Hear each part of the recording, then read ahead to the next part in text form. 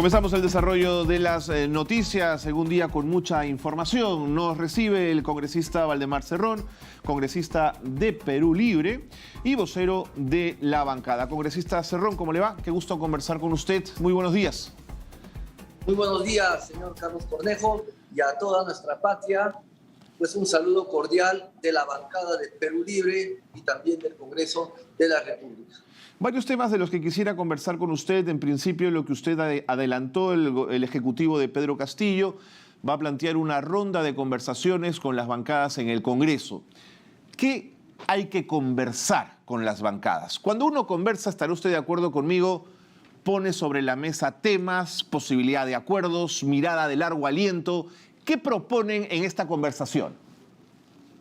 Excelente, muchísimas gracias. En una mesa de diálogo se ponen en juego los intereses y las necesidades para tener acuerdos comunes. A nivel del Congreso, las bancadas, tanto del oficialismo y del no oficialismo, vamos a tener que reunirnos y entablar un diálogo coherente, democrático, sobre los compromisos que se tienen como bancada, sobre los compromisos que se tiene con el país para elaborar, desarrollar, diseñar y aplicar la agenda de nuestro país. Estamos distrayéndonos. La población no va a vivir de nuestras discusiones, de nuestras censuras, interpelaciones y delirios de vacancia. La población va a vivir de los proyectos de ley que se aprueben a favor de las mayorías de sus intereses. Por ejemplo, masificación del gas sería bien aplaudido por todo el mundo. Ninguna bancada puede estar en contra de eso. Ahora, congresista Cerrón, ¿estará usted de acuerdo conmigo y ustedes también quienes nos acompañan en Noticias Mañana, que conversar siempre en política es una buena idea, es una buena decisión? Pero ¿cómo conversas con alguien que te quiere vacar? ¿Cómo conversas con alguien que te interpela un día sí, un día no? ¿Cómo se construye un diálogo viviendo con una espada de Damocles encima? Sí, precisamente es que la bancada de Perú Libre y las otras bancadas, especialmente los integrantes y los voceros, a quien admiro y felicito por esa labor que realizan de generar puentes comunicativos, derribar las murallas de frialdad y de falsa percepción que a veces tenemos entre colegas. Por ejemplo, el darse la mano con un colega es un acercamiento humano, es un acercamiento de poner intereses particulares. Efectivamente es difícil sentarse a la mesa con alguien que está con una vacancia y por el otro lado ellos también consideran difícil estar con alguien que posiblemente cree que es un extremista, que es un dogmático, un fundamentalista o simplemente no se merece estar en el gobierno. Entonces, cuando llegamos a conversar, me alegra mucho, el ministro de Energía y Minas, Carlos Palacio, dijo una cosa muy bella cuando nos encontrábamos con unos congresistas y la presidenta de la mesa. Le dijo, ustedes me conocen por la prensa, pero aquí estoy en vivo, en carne y hueso, y esto es claro, un acto comunicativo donde yo estoy. Y efectivamente pues se habló de sus planes, se habló de muchas cosas, y me parece que a partir de ahí empieza a cambiar la percepción y la acción de muchos congresistas. Y creo que no le falta razón. En el diálogo personal a veces se diluyen las asperezas o cambian los estereotipos que uno se ha construido respecto a los otros. Pero si ustedes no van a una mesa de conversación con objetivos claros para poner sobre la mesa, la oposición se los va a sacar en cara y puede ser un arma de doble filo, congresista. Sí, efectivamente, como también se puede dar el diálogo, el acuerdo y no cumplirlo, que es lo más penoso a veces. Es posible, claro. Claro, no cumplir. Entonces, sí tenemos un objetivo claro. Lo que pasa es que hay que conjugar los objetivos también, como usted muy bien lo ha dicho, de las otras bancadas, que yo no considero la oposición, sino más bien es la contradicción, ¿no? Positivo y negativo da la luz. Es necesario tener diferentes puntos de vista. Es necesario asumir la crítica, la autocrítica y la rectificación para la mejora continua. De acuerdo. En esta lógica de las interpelaciones se vienen dos, al ministro de Justicia y al ministro de Salud. Un ministro de Salud al que usted ha defendido, señor Cerrón, afirmando que lo que hay aquí es una suerte de ojeriza porque el ministro Condori se ha atrevido a denunciar mafias en el Ministerio de Salud. Pero lo cierto es que el señor Condori hasta ahora no muestra un nombre, no muestra una trama, no nos ha mostrado acciones concretas donde esas mafias han operado.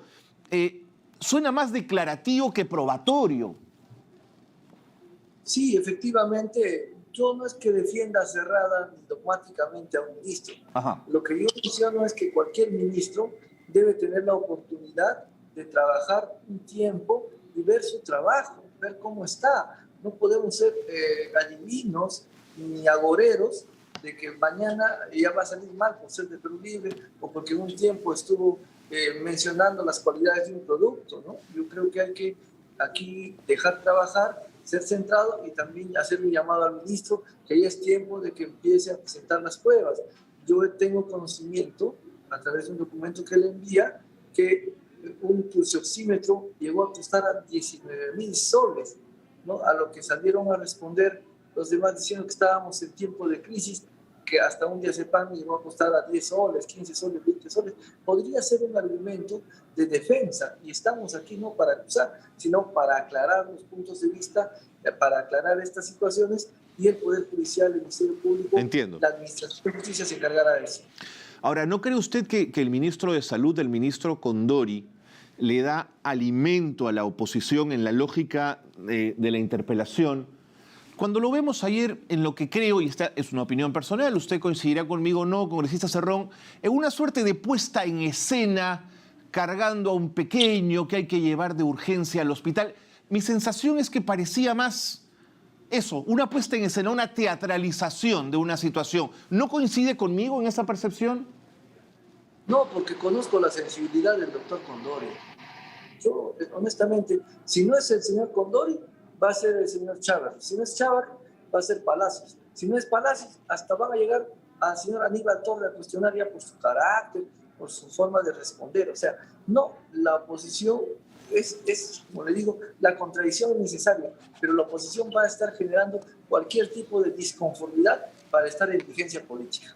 Qué bueno sería que ellos digan, por ejemplo, estamos presentando esta ley que tú dices que eres de Perú Libre y va a mejorar, pero yo te demuestro que esta ley mejora cuantitativa y cualitativamente a la ley que tú dices. No, hay una oposición cerrada por oponerse y todo lo que plantea Perú Libre hay que cerrarlo. Entonces, no debe ser así y en eso va a consistir el diálogo.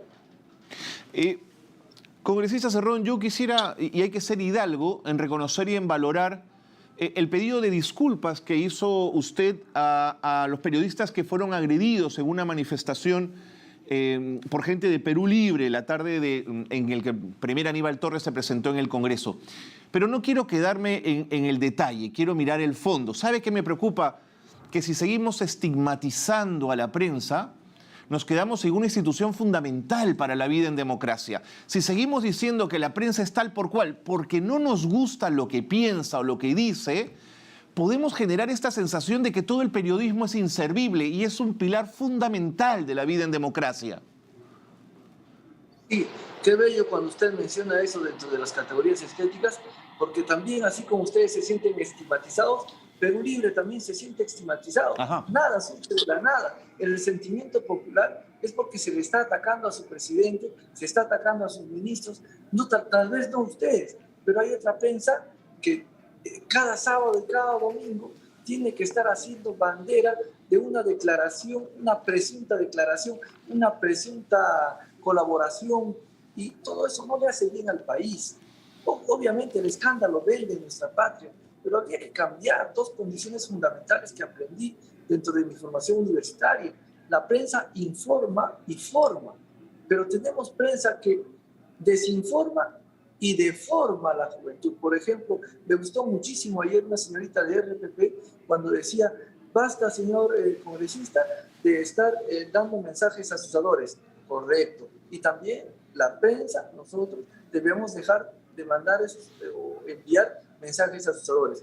Nuevamente expreso las disculpas porque a veces pues hay jóvenes en su beligerancia pudieron haber de repente sin proponérselo directamente hubo afrenta a la prensa. Desde aquí hago un llamado a todos a, por favor, dejar hacer el trabajo a la prensa es permitirle que filme, que grabe, que transfiera la información y luego el análisis lo haremos nosotros para ver hasta qué punto tiene objetividad la información o no. Congresista Cerrón, usted ha dicho que la confianza otorgada al premier Aníbal Torres y al gabinete no es un cheque en blanco. La pregunta es ¿con qué van a llenar ese cheque? Es decir, es una metáfora, lo que quiero decirles, ¿qué va a cambiar en el Ejecutivo para que de alguna manera esta percepción hacia el gabinete Torres pueda cambiar? Ayer tuve una conversación con el señor presidente, una conversación muy saludable, y le mencioné lo que usted me decía. Si la bancada dijo, no es un cheque en blanco, no solamente el Perú Libre, sino todas las demás bancadas, es porque hay que regular, hay que proponer y hay que actuar sobre temas necesariamente importantes para la patria. Por ejemplo, si un ministro está dando muestras de que no va a funcionar, tiene que retirarlo. Así de tajante tiene que ser, porque está en juego la salud, está en juego el desarrollo del país. Entonces no se trata de defender por defender, tampoco de atacar por atacar. Entonces va uno. El otro tema es que las demás bancadas, por ejemplo, se sienten un poco relegadas porque no han tenido acceso a la conversación con el presidente, por diversos motivos. Entonces la invitación va a ser para todas las bancadas. Fuerza Popular mencionaba que de aprobarse el gabinete era necesario abrir un puente comunicativo, y ya se abrió el puente comunicativo y estaremos a la espera de los resultados. Correcto. De cuándo, cómo y en qué consiste la conversación.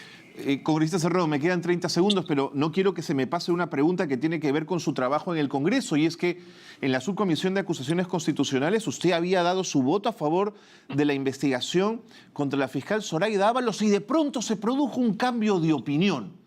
Parece que una llamada entró y usted dijo, cambio el voto. ¿Qué pasó exactamente?